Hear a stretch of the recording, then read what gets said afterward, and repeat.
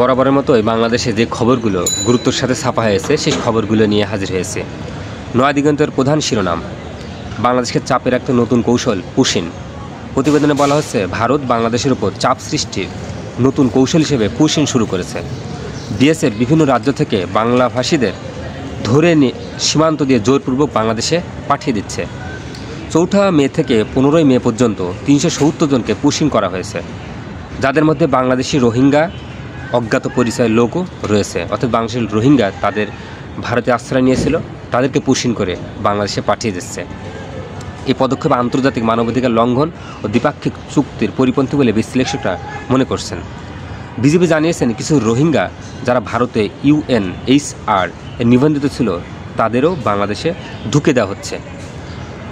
অর্থাৎ যে সমস্ত রোহিঙ্গারা UNHCR এর নিবন্ধিত ছিল তাদেরকে বাংলাদেশের মধ্যে ঢুকে দেওয়া হচ্ছে, তাই এটা আন্তর্জাতিক যে নিয়ম রয়েছে তার পরিপন্থী, বিশ্লেষকরা বলছেন। প্রথম আলোর প্রধান শিরোনাম, বাংলাদেশ থেকে অধিক কর্মী নেমে মালয়েশিয়া।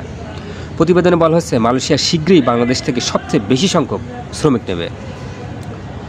1 বছর বন্ধ থাকার পর দেশটির শ্রমবাজার আবারও চালু হতে যাচ্ছে, যেখানে 1 থেকে 1.5 লাখ শ্রমিক নেওয়ার পরিকল্পনা রয়েছে। ভালো খবর আমাদের জন্য এটা। ইতিমধ্যে মালয়েশিয়ার 3 মন্ত্রীর সঙ্গে বৈঠক করেছেন বাংলাদেশের সরকার প্রতিনিধিদের প্রধান অধ্যাপক আসিফ নজরুল। তিনি জানান, সব রিক্রুটিং এজেন্সিকে শ্রমিক পাঠানোর সুযোগ দিতে বাংলাদেশে অনুরোধ জানিয়েছেন। তিনি জানান সব রিক্রুটিং এজেন্সিকে শ্রমিক পাঠানোর সুযোগ দিতে বাংলাদেশ অনুরোধ জানিয়েছে, যা মালয়েশিয়ার গুরুত্ব হিসাবে বিবেচনা করেছে। অর্থাৎ বাংলাদেশের শ্রমিকগুলো যেন মালয়েশিয়াতে আবার যেতে পারে, এইটা তারা গুরুত্বের সাথে নিয়েছে। কালের কণ্ঠের প্রধান শিরোনাম, ধুঁকছে শিল্প, স্বস্তি চান উদ্যোক্তারা। প্রতিবেদনে বলা হচ্ছে, দেশের শিল্প ব্যবসা খাত একাধিক সংকটে ধুঁকছে। উদ্যোক্তারা পড়েছেন গভীর অনিশ্চয়তায়। বিনিয়োগের মন্দা, গ্যাসের মূল্যবৃদ্ধি, মূলধন ঘাটতি ও রাজনৈতিক অস্থিরতা সব মিলিয়ে ব্যবসার পরিবেশ চরম প্রতিকূল। অর্থাৎ বাংলাদেশে 5ই আগস্টের পর থেকে যে ব্যবসার চরম প্রতিকূল অবস্থা পার করছে। কখনো গ্যাসের সংকট হয়েছে, কখনো বিদ্যুৎ সংকট হয়েছে, এবং কলকারখানাগুলোতে শ্রমিক অসন্তোষ লেগে রয়েছে। এই অবস্থায় আসন্ন 2025 এবং 26 অর্থ বছরে বাজেট হতে যাচ্ছে সংকোচমূলক। বাজেটের আকার কমে হবে 7,90,000 কোটি টাকা। মূল্যস্ফীতি কমিয়ে কর্মসংস্থান বাড়ানো হবে বাজেটের মূল চ্যালেঞ্জ। অর্থাৎ মূল্যস্ফীতি কমানো হবে, সেজন্য বাজেটকে কমানো হবে। মূল্যস্ফীতি বলতে যখন আমরা জিনিসপত্র কিনতে আমাদের খুবই কষ্ট হয়, জিনিসপত্রের দাম বেড়ে যায়, তাকে মূল্যস্ফীতি বলে আর কি। তবে প্রণোদনা কর ছাড় কমানোর সিদ্ধান্তে ব্যবসায়ী মহলে উদ্যোগ তৈরি হয়েছে। উদ্যোক্তারা বলছে, কর রেয়াত ও নীতি সহায়তা হঠাৎ তুলে নিলে SME ও নবীন উদ্যোক্তারা বিপদে পড়বেন। অর্থাৎ ইতিমধ্যে ফ্রিজ, এসি, মোবাইল, হ্যান্ডসেটের মতো ভ্যাট বাড়ানোর উদ্যোগ নিয়েছে স্থানীয় সরকার। উৎপাদনে নেতিবাচক প্রভাব ফেলতে পারে। বণিক বার্তার প্রধান শিরোনাম, কালুরঘাটে নতুন সেতুর কিলোমিটার প্রতি নির্মাণ ব্যয় পদ্মা সেতুর কাছাকাছি। প্রতিবেদনে বলা হয়েছে, চট্টগ্রামে কালুরঘাটে কর্ণফুলী নদীর উপর নতুন একটি রেলকাম রোড সেতু নির্মাণ প্রকল্পে খরচ ধরা হয়েছে 11,560 কোটি টাকা, যা দৈর্ঘ্য 700 মিটার। ফলে কিলোমিটার প্রতি ব্যয় পদ্মা সেতুর সমানে দাঁড়িয়েছে। মানে 1 কিলোমিটারে যা ব্যয় হয়, পদ্মা সেতুতে 1 কিলোমিটার যা ব্যয় হয়েছে সেটাই তার সমান হয়েছে। প্রকল্পের আওতায় 6.2 কিলোমিটার রেল ডায়াভাক্ট, 2.4 কিমি সড়ক ডায়াভাক্ট, 4.5 কিমি রেলবাঁধ ও 121 একর জমি অধিগ্রহণ ও অন্তর্ভুক্ত রয়েছে। এসব অনুষঙ্গই ব্যয় বৃদ্ধির প্রমাণ কারণ বলে জানায় বাংলাদেশ রেলওয়ে। অর্থাৎ জমি অধিগ্রহণ, জমি কেনা এবং এই যে জমি অধিগ্রহণ করতে গেলে অনেক যে টাকা পয়সা লাগে সেটার কথা বলা হয়েছে, এবং 121 একর জমি অধিগ্রহণ করেছে, সেই জন্য ব্যয়টা বেশি হয়েছে সেটাই বলছে। সমকালের প্রধান শিরোনাম, রাজধানীর পথে পথে দুর্ভোগ। প্রতিবেদনে বলা হচ্ছে, গত 2 দিনের ঢাকায় বিভিন্ন দাবিতে একাধিক সংগঠনের অবরোধ, বিক্ষোভ, ঢাকার যানজট ভয়াবহ রূপ নিয়েছে। 5ই আগস্টের পর থেকে বাংলাদেশে একের পর এক আন্দোলন, এবং এই আন্দোলনের ফলে যে রাস্তাঘাটে জ্যাম তৈরি হয়, তা সাধারণ মানুষই এর দুর্ভোগে পড়েন। এর মধ্যে থাকে পেশেন্ট থাকে, স্কুল ছাত্র থাকে, কলেজ ছাত্র থাকে, তাদের পরীক্ষার সময় তাদের সমস্যা হয় এবং অ্যাম্বুলেন্সে রোগী থাকে, তাদেরও আসলে প্রবলেম হয়। এটা আসলে কেউই দেখভাল করানোর সলিউশনও আমরা আসলে দেখছি না।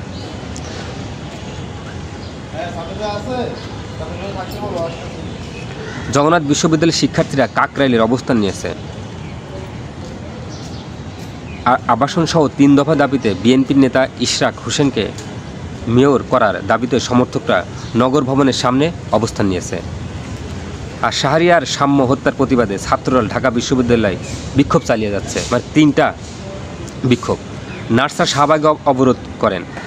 এসবের ফলে ঢাকার যোগাযোগ ব্যবস্থা কার্যত ভেঙে পড়ে। অর্থাৎ আমরা যখন ঢাকাতে আন্দোলন করি, যার যার দাবি আছে, এখানে নার্সার দাবি করেছেন তাদের ন্যায্য অধিকারের ব্যাপারে। সাম্য হত্যার ঢাকা বিশ্ববিদ্যালয়ে তিনি মারা গেছেন, তার জন্য তার সহকর্মীরা ঢাকা বিশ্ববিদ্যালয়ে তারা আন্দোলন করছেন। এবং ইশরাক তিনিও মেয়র পদের বা মেয়রের জন্য গ্রহণ করবেন, শপথ গ্রহণ করবেন, এজন্য আসলে ঢাকায় আন্দোলন হচ্ছে। 3টা আন্দোলন হচ্ছে, কিন্তু এই আন্দোলনগুলো জনদুর্ভোগ বাড়ায়। তারা কিন্তু রাস্তা বন্ধ করে আন্দোলনগুলো করে। গুরুত্বপূর্ণ সড়কগুলো বন্ধ হয়ে যাওয়ায় মেট্রো রেলের যাত্রীর চাপে অসহনীয় অবস্থা সৃষ্টি হয়েছে।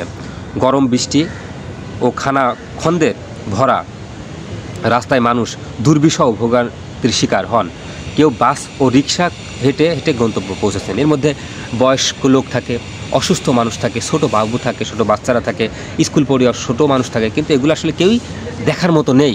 যার যারা আন্দোলন শেষে চালিয়ে যাচ্ছে, সরকারকে অবশ্যই দেখভাল করা উচিত। মানবজমিনের প্রধান শিরোনাম, সোহরাওয়ার্দী উদ্যানের নিয়ন্ত্রণ কার হাতে? প্রতিবেদনে বলা হচ্ছে ঢাকার ঐতিহাসিক সোহরাওয়ার্দী উদ্যান বর্তমানে অপরাধের অভয়ারণ্য পরিণত হয়েছে।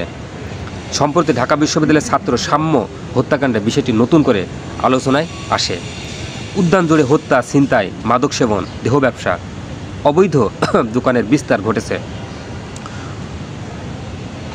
অভিযোগ রয়েছে এসব অপরাধের পেছনে রয়েছে বিভিন্ন ছাত্র সংগঠন ও প্রভাবশালীদের আশ্রয় প্রশ্রয়। অর্থাৎ ঢাকা বিশ্ববিদ্যালয়ের পাশে যে সোহরাওয়ার্দী উদ্যান রয়েছে, সেখানে অপরাধীদের অভয়ারণ্য হয়েছে। সন্ধ্যা হলেই বিভিন্ন ধরনের সিনক্রেট, বিভিন্ন ধরনের সমস্যা, ছিনতাই তৈরি হয়, সেগুলোই খবরের কাগজে উঠে এসেছে। পুলিশের অভিযান, প্রশাসনের পদক্ষেপ সাময়িক হলেও পরিস্থিতি উন্নতি হচ্ছে না বা স্থায়ী হচ্ছে না। সাধারণ মানুষ, বিশেষত নারী সন্ধ্যার পর উদ্যান এড়িয়ে চলেন নিরাপত্তার অভাবে। ভুক্তভোগীদের ভাষ্য অনুযায়ী উদ্যানের আসার আনসার সদস্যরাও এসব অপকর্মের সাথে জড়িত রয়েছে। সংবাদ প্রধানের শিরোনাম, শেয়ার বাজারের ধারাবাহিক দরপতন 5 বছরের মধ্যে সর্বনিম্ন অবস্থান সূচক। প্রতিবেদনে বলা হচ্ছে দেশের শেয়ার বাজার ধারাবাহিক দরপতনের মধ্যে পড়ে দীর্ঘদিন ধরেই নিম্নমুখী প্রবণতায় রয়েছে। 2025 সালের 15 মে বৃহস্পতিবার ঢাকা স্টক এক্সচেঞ্জের ডিএসই প্রধান সূচক 5 বছরের মধ্যে সর্বনিম্ন 4781 পয়েন্টে নেমে এসেছে, যা 2020 সালের 24 অগাস্টের পর সর্বনিম্ন। ওই দিন 317টি কোম্পানির শেয়ারের দাম কমে মাত্র 42টি বেড়েছে এবং 36টি অপরিবর্তিত রয়েছে। অর্থাৎ শেয়ার বাজারে ধস নেমেছে, কমে গেছে 5 বছরের মধ্যে এবং সর্বনিম্ন। ইত্তেফাকের প্রধান শিরোনাম, তীব্র গ্যাস সংকটে শিল্প খাত।